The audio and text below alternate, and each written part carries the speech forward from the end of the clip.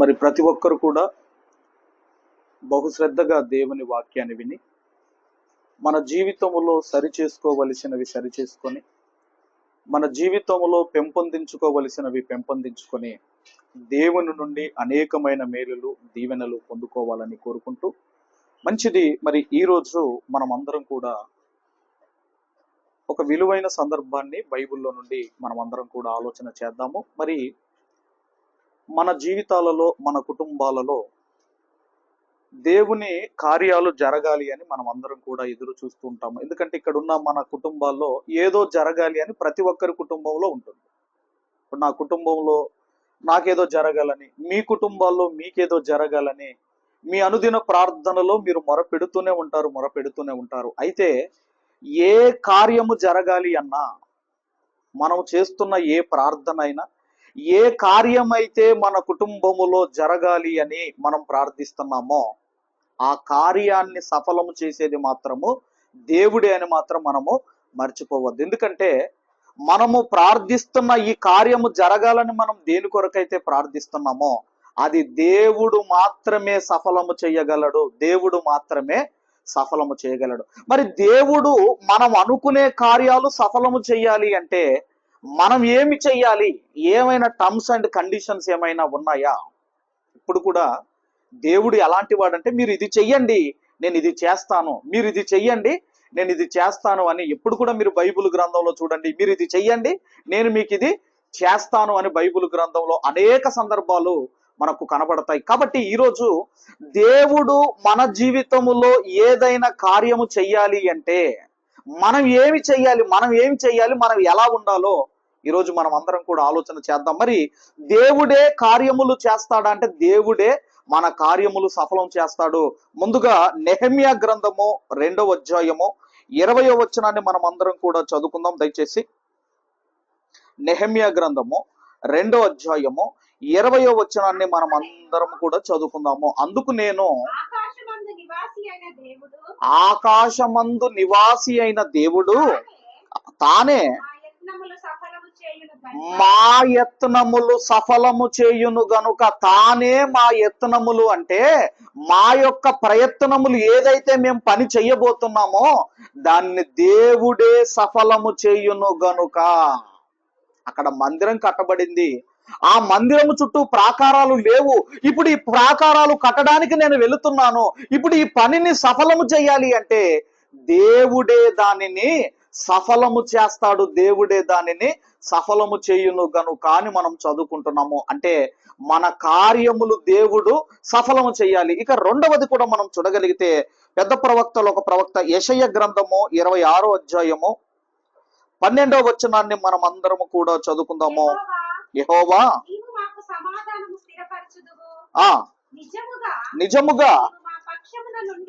నిజముగా నీవు మా పక్షమున నుండి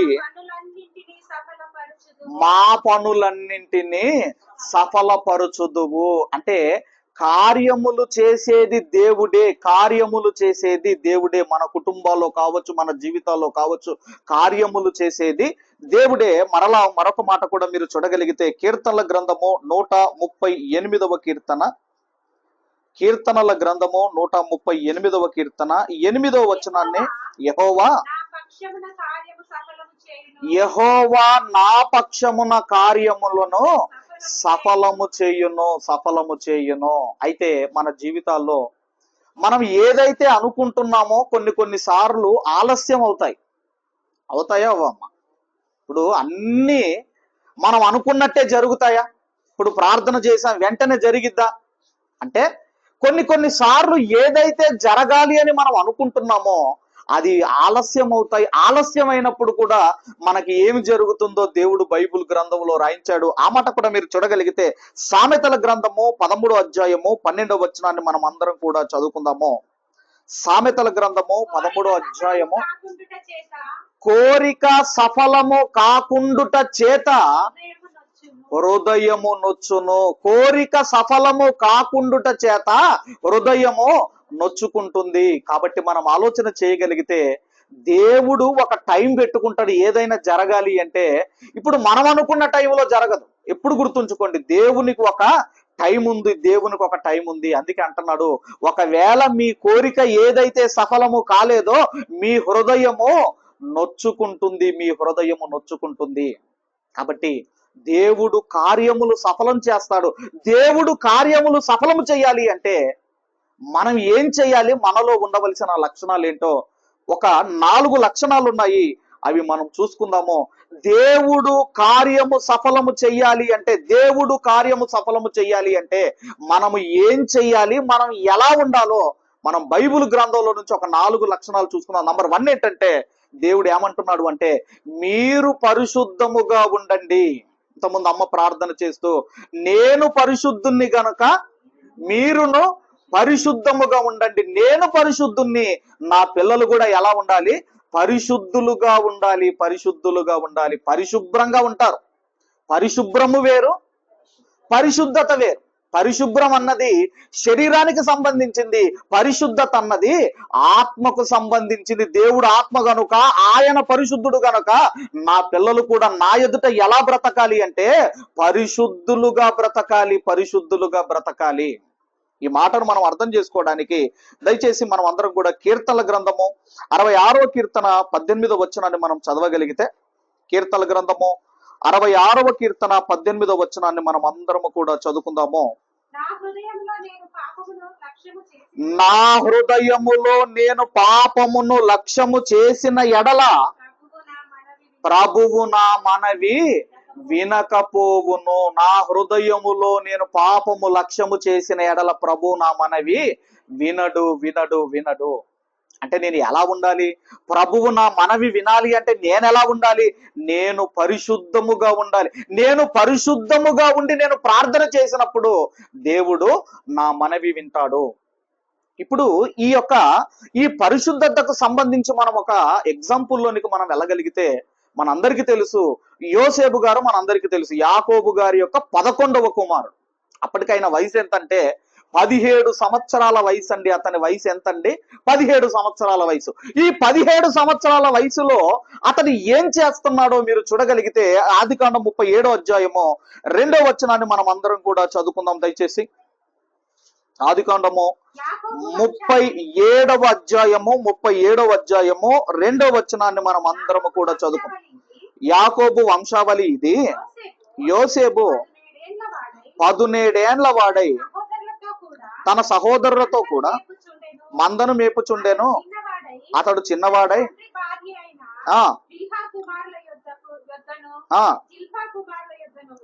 ఉండెను. అప్పుడు యోసేపు వారి చెడుతనమును గూర్చిన సమాచారము వారి తండ్రి యొద్దకు తెచ్చుచుండెను. ఇక్కడ మీరు ఆలోచన చేయగలిగితే యోసేపు గారు ఏం చేస్తున్నారు అంటే, అన్నల యొక్క చెడుతనమును తండ్రికి చేరవేస్తున్నాడు. ఇది మంచి బుద్ధేనా అమ్మా? ఏందమ్మా? అన్నలు చేసేవన్నీ కూడా తండ్రికి చెబుతున్నాడు. ఇది మంచిదేనా అమ్మా? మంచిదేనా అమ్మా? మంచి బుద్ధి అమ్మ అది. ఎందుకంటే అన్నలు బాగుపడాలని చెబుతున్నాడు. అర్థమైందమ్మా? నా కాన్సెప్ట్ అర్థమైందమ్మా? అన్నలు ఆ చెడుతనమును విడిచిపెట్టాలి అని తండ్రికి చెప్తున్నారు. డాడీ, అన్నలు ఇలా చేస్తున్నారు, అలా చేస్తున్నారు అని చెడుతనమును అసహించుకుంటున్న వాడిగా ఎవరు కనపడుతున్నారు? యోసేపు గారు కనపడుతున్నారు. యోసేపు గారు కనపడుతున్నారు. అసలు చెడుతనము, డాడీ ఇదిగో మన అన్నలు ఇలా చేస్తున్నారు, అలా చేస్తున్నారని చాడీలు చెప్పటం లేదు. ఆయన ఏం చేస్తున్నారు? అన్నల బాగు కొరకు ప్రయాస పడుతున్నాడు. అన్నలను బాగు చెయ్యాలని తండ్రికి చెప్పి సరి చేయాలని ఇదిగోనండి యోసేపు గారు చూస్తున్నారు. రైట్. ఆ తర్వాత ఆయన నమ్ముకుంటారు, మనందరికీ తెలుసు. అక్కడ నుంచి ఆయన ఆ పోతిఫర్ ఇంటికి వెళ్ళిపోతారు. అక్కడ ఆయన భార్య బలవంతం చేయగానే అక్కడ నుంచి ఆయన ఏం చేస్తాడంటే వస్త్రములు వదిలేసి పారిపోతాడండి. వస్త్రములు వదిలేసి పారిపోతాడు. ఎందుకని మనం ఆలోచన చేయగలిగితే, ఇదిగో నేను ఆ జీవము గల దేవుని ఎదుట ఇంత పాపాన్ని నేను చెయ్యలేను అంటే దాని అర్థం ఏంటంటే, ఆయన ఎలా బ్రతకడానికి ఇష్టపడుతున్నాడు అంటే పరిశుద్ధంగా బ్రతకడానికి ఆయన ఇష్టపడుతున్నాడు. గనుకనే అంత పరిశుద్ధంగా బ్రతకడానికి ఇష్టపడుతున్నాడు గనుకనే ఇప్పుడు 39వ అధ్యాయం ఆదికాండము 39వ అధ్యాయము 2-3 వచనాలు మనం అందరము కూడా చదువుకుందాము.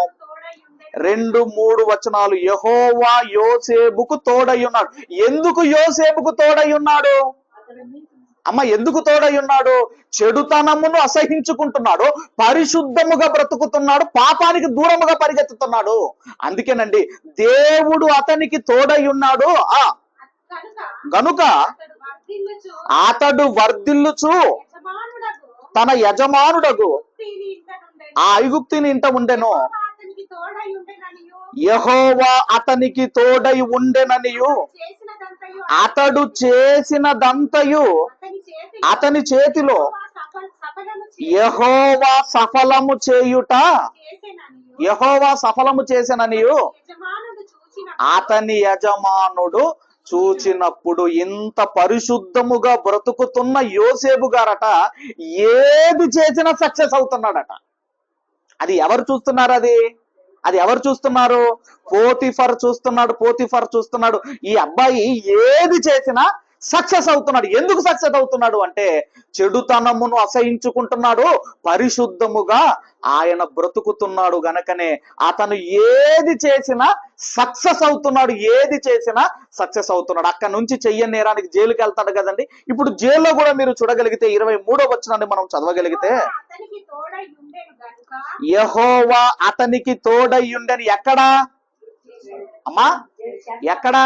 అంత పరిశుద్ధముగా బ్రతుకుతున్నాడు గనక దేవుడు విడిచిపెట్టడం లేదు యోసేపు గారిని. అతడు చెరసాలలో ఉన్నప్పుడు చదవమ్మా. గనుక ఆ చెరసాల అధిపతి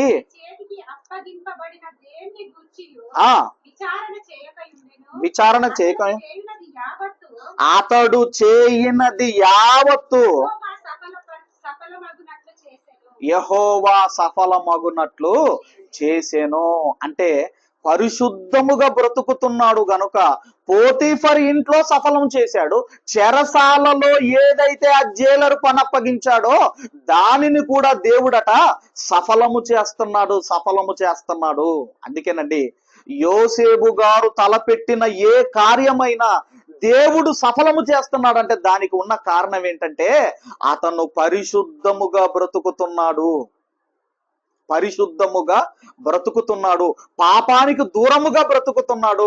ఇదిగోనండి చెడుతనమునకు దూరముగా బ్రతుకుతున్నాడు గనక అతను ఏది చేసినా తన జీవితంలో సక్సెస్ అవుతున్నాడు. అందుకే యెహోషువ గారు కూడా ఆయన కూడా ఒక మాట మాట్లాడుతూ ఏమన్నాడో మీరు చూడగలిగితే యెహోషువ గ్రంథము 3వ అధ్యాయము 5వ వచనాన్ని కూడా మనం చదువుకుందాం దయచేసి. యెహోషువ గ్రంథము 3వ అధ్యాయము 5వ వచనము, మరియు యెహోషువ రేపు యెహోవా మీ మధ్య అద్భుతములను చేయును గనుక మిమ్మును మీరు పరిశుద్ధపరుచుకొనుడని జనులకు ఆజ్ఞ ఇచ్చెను. అంటే దేవుడు అద్భుత కార్యము ఆ జనుల మధ్య చెయ్యాలి అంటే ఇప్పుడు జనులు ఎలా ఉండాలట? పరిశుద్ధముగా ఉండాలి. అందుకేనండి మన చూపు పరిశుద్ధముగా ఉండాలి, మన మాట పరిశుద్ధముగా ఉండాలి, మన హృదయము పరిశుద్ధముగా ఉండాలి. అప్పుడు మీరు ఏ ప్రయత్నం చేసినా దేవుడు సక్సెస్ చేస్తాడటండి. హృదయములో కోపాలు, పగలు, ప్రతీకారాలు, వాళ్ళ మీద కోపం, వీళ్ళ మీద కోపం, అక్కడిది ఇక్కడిది ఇవన్నీ మనసులో పెట్టుకొని ఇదంతా కూడా మనం మనసులో పెట్టుకొని మనం ఎంత ప్రార్థన చేసినా ఆ ప్రార్థన దేవుడు వినడు గనక దేవుడు అంటున్నాడు మీ కార్యములు సఫలము కావాలి అంటే నంబర్ 1 మీరు ఎలా ఉండాలి అంటే నా ఎదుట మీరు పరిశుద్ధముగా బ్రతకండి అంటున్నాడు. ఇది నంబర్ 1 అయితే రెండో విషయం ఏంటంటే రెండవది మనము దేవునికి మొరపెట్టాలి. ఆ విషయం కూడా మనం చూడగలిగితే కీర్తనల గ్రంథము 57వ కీర్తన 2వ వచనాన్ని మనం అందరము కూడా చదువుకుందాము. కీర్తనల గ్రంథం 57వ కీర్తన 2వ వచనము. మహోన్నతుడైన దేవునికి నా కార్యము సఫలము చేయు దేవునికి నేను మొరపెట్టుచున్నాను. దావీదు గారు ఏం చేస్తున్నారు అంటే కార్యములు చేసే దేవునికి మొరపెడుతున్నాడు, ప్రార్థన చేస్తున్నాడు. ప్రార్థన నంబర్ 1 ముందుగా ఎలా ఉండాలి అంటే ప్రార్థనకు ముందు మనం ఎలా ఉండాలి అంటే పరిశుద్ధముగా ఉండి ఆ తర్వాత మనం ఏం చేయాలి?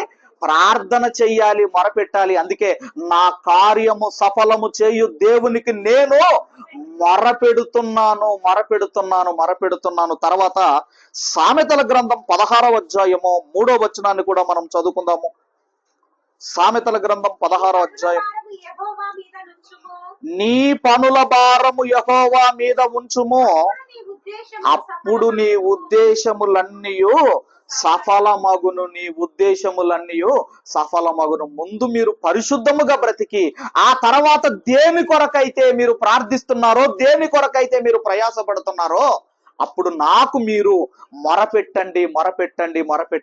అందుకేనండి మనకి ఏ అవసరత వచ్చినా ఒక చాపేసుకోవాలి, మోకరించాలి, దేవుని సన్నిధిలో దేవా ఇది నాకు కావాలి అని మనము దేవునికి మొరపెట్టాలి. అందుకే నీ పనుల భారము ఆయన మీద మోపము, నీ ఉద్దేశములు, నీ ఆలోచనలు, నీ తలంపులు, నీ కార్యాలు ఏమైతే ఉన్నాయో ఆయనే సఫలము చేస్తాడు. రెండవది, మనము దేవునికి మొరపెడుతున్నప్పుడు మరొక మాట, కీర్తన గ్రంథము 37వ కీర్తన 5వ వచనాన్ని మనం అందరం కూడా చదువుకుందాము. కీర్తన గ్రంథం 37వ అధ్యాయము 5వ వచనాన్ని మనం అందరం కూడా నీ మార్గములు యెహోవాకు అప్పగింపుము, నీవు ఆయనను నమ్ముకొనుము, ఆయన నీ కార్యములను నెరవేర్చిన. ఎప్పుడు కూడా మీరు ఏదైనా కార్యము చేసేటప్పుడు ఒకటి గుర్తుంచుకోండి, ఏంటంటే మీరు చేస్తూనే ఉంటారు. ఒకటి ఏంటంటే, ఏదైనా పనిని మనం ప్రారంభించేటప్పుడు దేవా ఇదిగో నేను పలాని దగ్గరికి వెళుతున్నాను, పలాని పని ప్రారంభించాలి అనుకుంటున్నాను అని ముందు మీరు దేవుని దగ్గర విచారణ చెయ్యండి. ఎందుకంటేనండి దేవుని దగ్గర మనం విచారణ చెయ్యాలి. లేదా ఇప్పుడు నేను చెయ్యబోతున్న ఈ పని సరైనదా కాదా అని గ్రంథము దగ్గర మనకు జ్ఞానం ఉంటే గ్రంథము చెబితే అది చెయ్యాలి, లేదంటే దాన్ని మనము మానేయాలి. అందుకేనండి ఏది చేసినా, ఏ పని ప్రారంభించినా, ఎక్కడికి వెళ్ళినా ముందు మనం చేయవలసింది ఏంటంటే, దేవా ఇదిగో నేను ఇది చెయ్యబోతున్నాను అని దేవుని దగ్గర మనము విచారణ చెయ్యాలటండి. ప్రార్థించేటప్పుడు ఏం చేయాలటమ్మా, మొరపెట్టేటప్పుడు మనం ఏం చేయాలి, దేవా నేను ఇది చెయ్యబోతున్నాను, ఇదిగో పలానా వాళ్ళు రాబోతున్నారు, పలానా దగ్గరికి నేను వెళ్ళబోతున్నాం, మరి ఏంటి మరి ఇది సరైనదేనా అని దేవుని దగ్గర విచారణ చెయ్యాలి. అదే చెబుతున్నారు.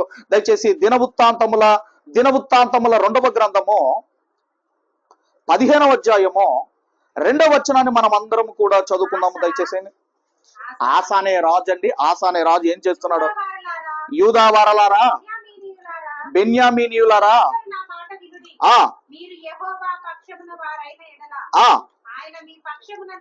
ఆయన మీ పక్షమున ఉండును,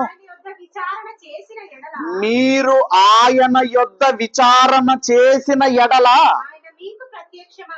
ఆయన మీకు ప్రత్యక్షమగును, మీరు ఆయనను విసర్జించిన ఎడల ఆయన మిమ్మును విసర్జించును. చాలా ఇక్కడ ఏమంటున్నాడు అంటే, ఇదిగో అక్కడున్న జనాలకు ఆశా గారు చెబుతున్నారు, ఇదిగో దేవుని దగ్గర విచారణ చెయ్యండి. ఇప్పుడు కూడానండి ఈ గ్రంథము ఏదైతే చెయ్యమని మీకు చెప్పిందో అది చెయ్యండి, ఏదైతే వద్దని ఈ గ్రంథం చెప్పిందో దాన్ని మనము ఇదిగోనండి చెయ్యకూడదు.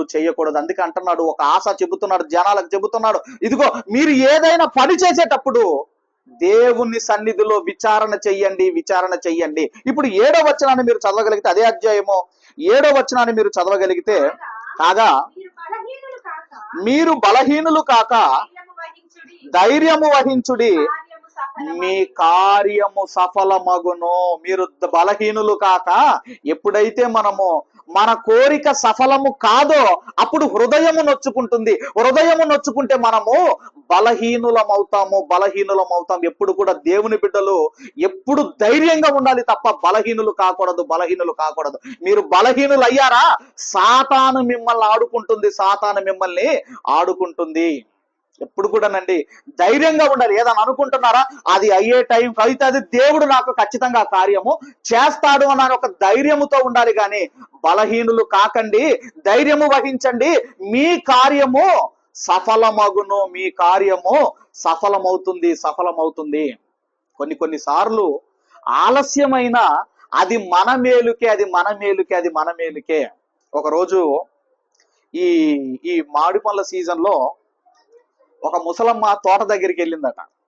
ముసలమ్మ తోట దగ్గరికి వెళ్ళిన తర్వాత ఆ ముసలమ్మ అడిగిందంట, అయ్యా కొన్ని పండ్లు ఇవ్వరా ప్లీజ్, కొన్ని పండ్లు ఇవ్వండి, మా పిల్లలు మేము తింటామయ్యా, మా మనవాళ్ళకి ఇట్లా తింటారయ్యా అన్నప్పుడు ఆ ముసలమ్మని చూసి ఆ యజమాని, తోట యజమాని ఏం చేశాడంటే అయ్యో మరి ఈమె అంతా పాపం ఎంతో పేదగా ఉంది కానీ కొన్ని పండ్లు ఇద్దామని ఆయన ఏం చేశాడు, ఆ బుట్ట పట్టుకొని లోపలికి వెళ్ళాడట. ఆయన అప్పటికి 10 నిమిషాలు, పావు గంట, అర్ధ గంట అయింది, ఆయన రావటం లేదట. ఈమెకేమో విసుగొస్తా ఉంది. అప్పుడు కొంత సమయానికి కొంత ఆలస్యంగా ఆ తోట యజమాని వచ్చి ఏమన్నాడు అంటే, అమ్మా ఇదిగో నువ్వు నన్ను పండ్లు అడిగావు, ఏదో ఒకటి నీకు ఇచ్చి నేను పంపించొచ్చు, ఏదో ఒక పండు నీకు ఇచ్చి నేను పంపించొచ్చు, కానీ ఇదిగో ఈ తోటలో శ్రేష్టమైన ఫలాలు నీకు ఇవ్వాలని లోపలికి వెళ్ళానమ్మా, అందుకే ఆలస్యమైందమ్మా, ఈ ఫలాలు తీసుకొని వెళ్ళమ్మా అని చెప్పాడట. అందుకే ఎప్పుడు కూడా గుర్తుంచుకోండి, ఆలస్యం అవుతుందంటే దేవుడు శ్రేష్టమైనదే ఇస్తాడు. మీరు ఆది కాండము దగ్గర నుంచి రండి. ఇప్పుడు అబ్రహాము గారికి శారమ్మ గారి కుమారుడు పుట్టాడమ్మా, ఇస్సాకు పుట్టాడా, టైంకు పుట్టాడా, లేటుగా పుట్టాడా? లేటుగానే పుట్టాడు. ఎంత గొప్పవాడు ఇస్సాకు గారు మీరు ఆలోచించండి. అలాగే మనోహ దంపతులకు ఒక సొలొమోను గారిని మీరు, ఆ సంసోను గారిని మీరు ఆలోచించండి. అలాగే ఒక సమూయేలు గారు కూడా ఆలస్యంగానే పుట్టాడు, మీరు ఆలోచించండి. ఇలా మీరు ఆలోచన చేయగలిగితే ఏదైనా కార్యము ఆలస్యం అవుతుందంటే దేవుడు శ్రేష్టమైనది ఇస్తాడు. కాబట్టి ధైర్యము వహించండి, మీ కార్యము సఫలమగును. ఇదిగోనండి, ధైర్యాన్ని మీరు ఎప్పుడు కూడా కోల్పోకండి. మూడో చెబుతారు, ఇది ఎన్నదంటే ఇది రెండవది. మొదటిది ఏంటంటే పరిశుద్ధముగా ఉండండి, రెండవది దేవుని దగ్గర విచారణ చేయండి. బైబిల్ గ్రంథంలో దావీదు గారు మనందరికీ తెలుసు, దావీదు భక్తుడు ఎలాంటి వాడంటేనండి, ఏది చెయ్యాలనుకున్నా సొంత జ్ఞానం ఉపయోగించేవాడు కాదట. ఒక మాట మీకు చూపిస్తాను. ఆ మొదటి సమూయేలు గ్రంథం 30వ అధ్యాయం 8వ వచనాన్ని చూడండి దయచేసి ఒకసారి. మొదటి సమూయేలు గ్రంథము 30వ అధ్యాయము 8వ వచనం. ఇక్కడ సందర్భం ఏంటంటే, అమాలేకీయులు దావీదు గారి భార్యలను, పిల్లలను, అక్కడున్న సొత్తును, అక్కడున్న పని వాళ్ళందరినీ కూడా తీసుకొని వెళ్ళిపోతారండి. అమాలేకీయులు దండెచ్చి వచ్చి వాళ్ళందరినీ కూడా తీసుకొని వెళ్ళిపోతారు. అప్పుడు దావీదు గారు ఏం చేస్తున్నాడో మీరు చూడగలిగితే, నేను ఈ దండును తరిమిన ఎడలా అని యెహోవా యొద్ద దావీదు విచారణ చెయ్యగా ఏం చేస్తున్నాడండి దావీదు, అయ్యా ఈ పని నేను చెయ్యాలనుకుంటున్నాను అని దావీదు దేవుని దగ్గర ఎంక్వైరీ చేస్తున్నాడు, విచారణ చేస్తున్నాడు. కాబట్టి మీరు ఏదైనా పని చేసేటప్పుడు కావచ్చు, ఏటైనా వెళ్ళేటప్పుడు కావచ్చు, ఏదైనా కార్యము చేసేటప్పుడు కావచ్చు, దేవుని దగ్గర విచారణ చెయ్యండి. ఇది రెండవది మరపెట్టడం అయితే, ఇక మూడవ దాంట్లోనికి మనం వెళదాం. మూడవది ఏంటంటే, ఈ గ్రంథమును మనము, ఈ బైబిల్ గ్రంథమును మనం ఏం చేయాలి, ఈ లేఖనాలను మనము ధ్యానించాలి. మూడవది ఏంటంటే, ఈ లేఖనాలను మనము ధ్యానించినప్పుడు కూడా ఏం జరుగుతుందంటే, మీ కార్యములను దేవుడు సఫలము చేస్తాడు. ఒకసారి మనం అందరం కూడా కీర్తనల గ్రంథము మొదటి అధ్యాయము మొదటి 3 వచనాలు మనము, దుష్టుల ఆలోచన చొప్పున నడవక అంటున్నాడు. కొంతమంది దుష్టులు ఏం చేస్తారంటే వాళ్ళ ఆలోచన చొప్పున నడిపించుకుంటారు. కాబట్టి వాళ్ళ ఆలోచన చొప్పున మనకు అర్థమైపోయింది, ఇది మంచి ఆలోచన, ఇది చెడు ఆలోచన, ఇది మంచిది కాదు, ఇది మనకు తెలుసు. అందుకే అంటున్నాడు, దుష్టుల ఆలోచన చొప్పున నడవక, పాపుల మార్గమున నిలవక, అపహాస్యకులు కూర్చుండు చోట కూర్చోక. బాగా వినండి ఈ మాట, అపహాస్యకులు కూర్చుండు చోట కూర్చోక. ఎవరి అపహాస్యకులు? అమ్మ నవ్వు అంటే నవ్వితే మంచిదే. కొన్ని డబల్ మీనింగ్లు జోకులు ఉంటాయి చూడండి. డబల్ మీనింగ్లు అంటే ఎక్కడ వస్తాయమ్మా మళ్ళీ? మీకు తెలుసు మీ అందరికి ఏంటిది అదమ్మా? జబర్దస్తులు ఉంటాయి చూడండి, జబర్దస్తులు అమ్మా.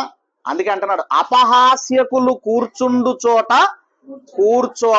కూర్చుండు చోట అంటే దేవుడు చెయ్యమన్నవి చెయ్యాలి, వద్దన్నవి మనం ఏం చేయాలి, కూర్చోవద్దన్నాడు. పాపుల మార్గంలో ఉండొద్దన్నాడు, దుష్టుల ఆలోచన చొప్పున నడవకూడదు అన్నాడు. తర్వాత అంటున్నాడు, రెండవ వచనం చెబుతున్నాడు, యెహోవా ధర్మశాస్త్రమందు ఆనందించుచు దివారాత్రములు దానిని ధ్యానించువాడు ధన్యుడు. ఈరోజు ఎంతమందికి బైబిల్ చదివే అంత టైం ఉంది మీరు ఆలోచించండి. అమ్మ బైబిల్ చదివేంత పనులు చేసుకోవడానికే 11, 12 అవుతున్నప్పుడు ఎంతమంది బైబిల్ చదువుతున్నారు? బైబిల్ ఎంతమంది చదువుతున్నారు? అందుకే ఒక మధ్యకాలంలో ఒక మాట వచ్చిందమ్మ, ఏంటంటే చదువురా అని ఒక పెద్ద ఆవిడట ప్రతిరోజు దారిన పోయే స్కూల్ పిల్లలతో బైబిల్ చదివించుకుని వినేదట. ఆ విధంగా చదవటం వలన అనేక మంది పిల్లలు వాక్యము ద్వారా సరిచేయబడ్డారు. అయితే చదువుకున్న వారు మాత్రము వారానికి ఒక్కసారి తప్ప మిగతా రోజుల్లో బైబిల్ తీయటం లేదట. వారానికి ఒక్క రోజు అంటే ఎప్పుడు చెప్పండి అమ్మా? అమ్మా సండే తప్ప.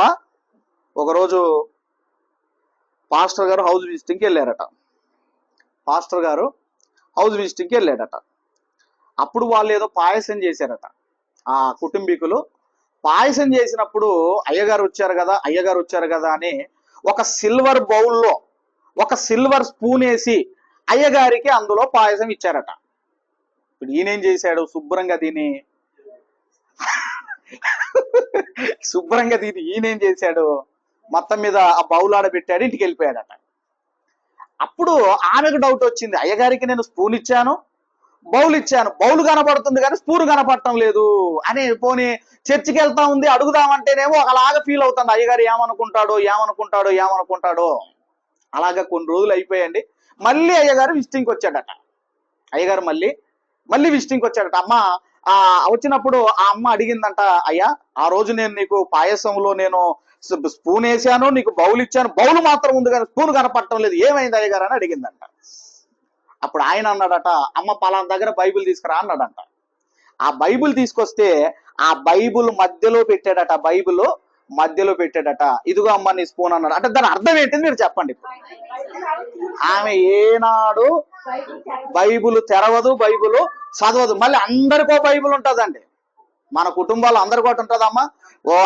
ఎవరి బైబిల్ వాళ్ళకే ఉంటది, కానీ ఎవరు కూడా బైబిల్, కొంతమంది బైబిల్ చూస్తే ఎంత కొత్తగా ఉంటుందో దాన్ని భద్రంగా అంటే దాని అర్థం ఏంటి? నా బైబిల్ అండి అన్ని ఆ వెనకాల పేజీలు పోతా ఉన్నా, ఇటు పేజీలు పోతా, అదే వాడతా. ఎందుకంటే అది అలవాటు అయిపోయిన బైబిల్ కాబట్టి మనం ఆలోచన చేయగలిగితే యెహోవా ధర్మశాస్త్రమందు ఆనందించుచు. కొంతమంది బైబిల్ చదువుతా ఉంటేనే నిద్ర వస్తూ ఉంటది అన్న, మీరు గమనించండి, అవునా కాదా? ఒక భోజనం ముందు కూర్చున్నప్పుడు నిద్ర రాదు, ఓ డబ్బులు లెక్క పెట్టుకున్నప్పుడు నిద్ర రాదు, ఓ షాపింగ్ మాల్కు పోయినప్పుడు నిద్ర రాదు, ఓ సీరియల్ ముందు కూర్చున్నప్పుడు నిద్ర రాదు. కానీ బైబిల్ చదివేటప్పుడు చెప్పేటప్పుడు మాత్రము నిద్ర వస్తూ ఉంటది. కాబట్టి యెహోవా ధర్మశాస్త్రమందు బైబిల్ చూడగానే మనకు ఆనందం కలగాలట. ఇప్పుడు డాడీ డ్యూటీకి వెళ్ళి ఏదో సంచి పట్టుకొని బ్యాగ్ పట్టుకొని వస్తున్నాడు అనుకోండి, వీడు బాబు ఇక్కడ నుంచే వీడు సంతోషపడతా ఉంటాడు, మా డాడీ ఏమో పట్టుకొని వస్తున్నాడు. అలాగే దేవుడు కూడా యెహోవా ధర్మశాస్త్రమందు ఆనందించుచు, అప్పుడు తర్వాత దివారాత్రములు దాన్ని ధ్యానించువాడు ధన్యుడు. మార్నింగ్ ధ్యానించాలట, నైట్ కూడా ధ్యానించాలి. మార్నింగ్ ఉదయకాలం కాబట్టి కొత్త నిబంధన ధ్యానించాలి, రాత్రి కాబట్టి పాత నిబంధన చదవాలి. ఇలా ధ్యానించేవాడు ధన్యుడు. అప్పుడు మనకి ఇప్పుడు 3వ వచనం కావాలి, చదవండి అమ్మా. ఇప్పుడు అతడు నీటి కాలవల యోరన నాటబడినదై ఆకు వాడక తన కాలమందు ఫలమిచ్చు చెట్టు వలె ఉండును. అతడు చేయునదంతయు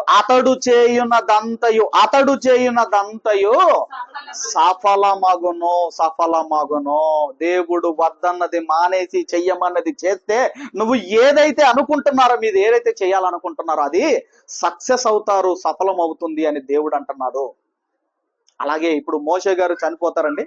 మోషే గారు చనిపోయిన తర్వాత యెహోషువ గారికి భయం పుట్టుకుంటుంది. అమ్మో, ఇంత ప్రవక్త ఈయన నాయకుడైన మోషే గారినే ఈయన ఎంతో ఇబ్బంది పెట్టారు వీళ్ళు ఇశ్రాయేలీలు, వీళ్ళు మంచోళ్ళు కాదు, వీళ్ళు లోబడనొల్లని జనాంగం, మరి అలాంటిది ఇప్పుడు నేను వీళ్ళని ఎలా నడిపిస్తానని భయపడుతున్నాడు యెహోషువ గారు. అప్పుడు దేవుడు ఏమంటున్నాడు? యెహోషువ గ్రంథము 1వ అధ్యాయము డైరెక్ట్ గా మనము 8వ వచనాన్ని మనం అందరం కూడా చదువుకుందాం. ఈ ధర్మశాస్త్ర గ్రంథమును నీవు బోధింపక తప్పిపోకూడదు, దానిలో వ్రాయబడిన వాటన్నింటి ప్రకారము చేయుటకు నీవు జాగ్రత్త పడునట్లు దివారాత్రములు దానిని ధ్యానించిన ఎడల, ధ్యానించటం అంటే చదవటము, లేదంటే వాక్యము. ఇప్పుడు ఇలాగా దైవజనులు చెబుతున్నప్పుడు వినటము. ధ్యానించిన ఎడల నీ మార్గమును వర్ధిల్ల చేసుకొని చక్కగా ప్రవర్తించేదవు.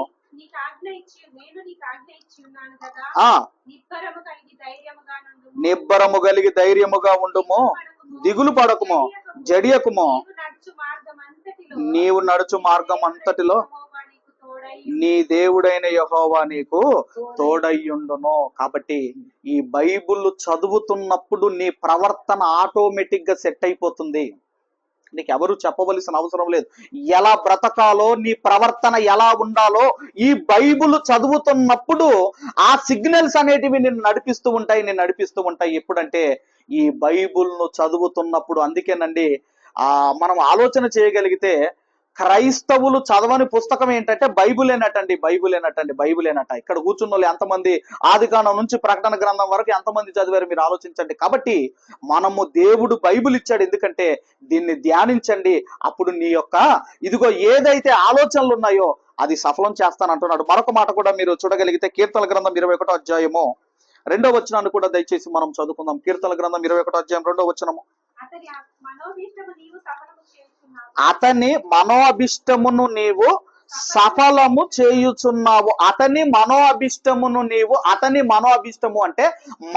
అంటే మనస్సు, అభిష్టము అంటే గాఢమైన కోరికను నీవు సఫలము చేయుచున్నావు. ఎవరిది అంటే ఎవరైతే ఈ గ్రంథమును చదువుతారో, ఈ మధ్య కాలంలో చాలా వచ్చాయండి. ఈ బైబిల్ అనేది యాప్ లో వచ్చింది, అదే చదువుతుంది, అదే మీకు చెబుతా. అన్ని మొబైల్ అన్ని యాప్స్ వచ్చేసాయి. కాబట్టి మూడవది ఏంటంటే వాక్యమును మీరు చదవండి, వాక్యమును మీరు ధ్యానించండి. లేదంటే ఎవరైనా చెబుతున్నప్పుడు మీరు వినండి. ఓకేనండి. ఇది ఎన్నోదమ్మా? ఇది మూడవది. నంబర్ 1 ఏంటిదమ్మా?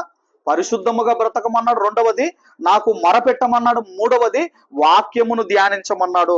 ఇక చివరిది మనం ఆలోచన చేయగలిగితే దేవుని కొరకు కనిపెట్టాలి. చివరిగా ఏంటంటే దేవుని కొరకు కనిపెట్టడం అంటే దాని అర్థం ఏంటంటే, దేవా ఇదిగో నీవే మాకు దిక్కు, ఇక నీవు తప్ప ఈ కార్యము ఎవరు కూడా చెయ్యలేరు అని మీరు దేవుని మీద ఆధారపడగలిగితే దేవుడు మీ కార్యమును సఫలం చేస్తాడు. ఆ మాట కూడా మనం చూడగలిగితే కీర్తనల గ్రంథం 27వ అధ్యాయము 14వ వచనాన్ని మనం అందరం కూడా చదువుకుందాం. కీర్తనల గ్రంథం 27వ అధ్యాయము 14వ వచనం. ధైర్యము తెచ్చుకొని యెహోవా కొరకు కనిపెట్టుకొని ఉండుము, ధైర్యము తెచ్చుకొని నీ హృదయమును నిర్భయముగా ఉంచుకొనుము.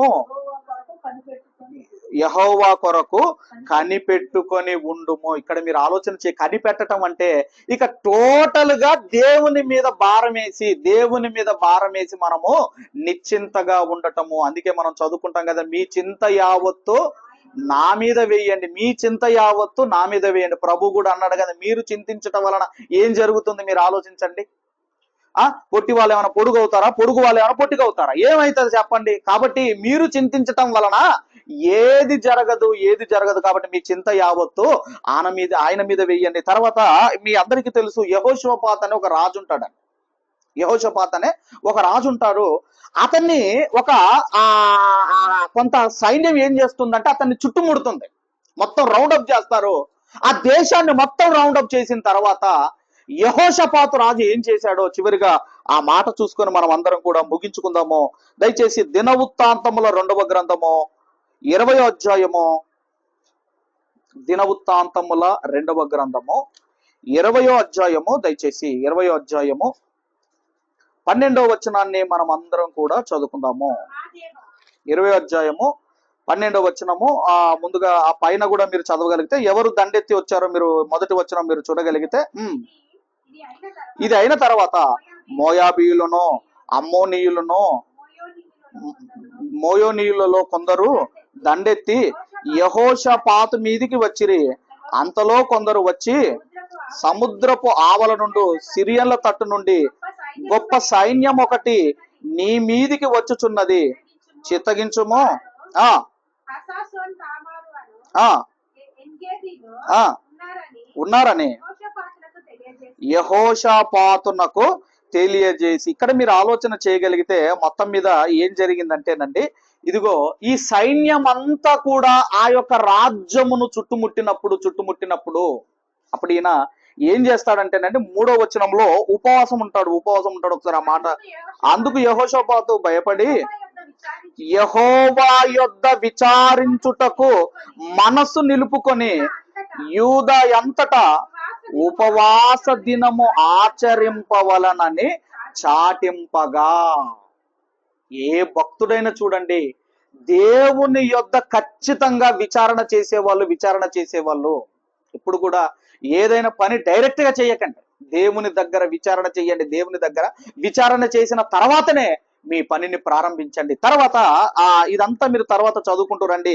ఆ తర్వాత మనము డైరెక్ట్ గా 12వ వచనాన్ని మనం చదవగలిగితే, మా దేవా మా దేవా నీవు వారికి తీర్పు నీవు వారికి తీర్పు తీర్చవా? మా మీదకు వచ్చి ఈ గొప్ప మా మీదకి వచ్చు ఈ గొప్ప సైన్యం సైన్యముతో యుద్ధము చేయుటకు మాకు శక్తి చాలదు, ఏమి చేయుటకు మాకు తోచదు, నీవే మాకు దిక్కని ప్రార్థన చేసెను. టోటల్ గా దేవుని మీద డిపెండ్ అవ్వటం అంటే ఇది. అయ్యా నీవే మాకు దిక్కు, ఇక నీవు తప్ప మాకు ఎవరు దిక్కు కారు అని ప్రార్థన చేశాడు.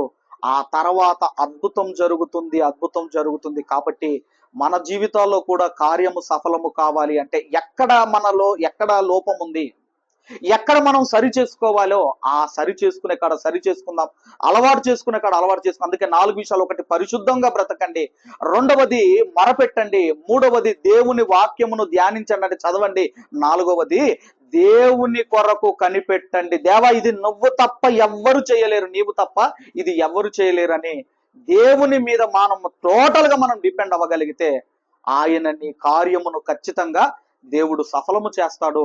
మనందరి కుటుంబాల్లో, మరి ముఖ్యముగా ఈ కుటుంబములో రవితేజ పట్ల దేవుడు కార్యము చెయ్యాలని కోరుకుంటూ నా ఈ మాటలు ముగిస్తున్నాను. దేవుడు మనందరిని దీవించి ఆశీర్వదించును గాక.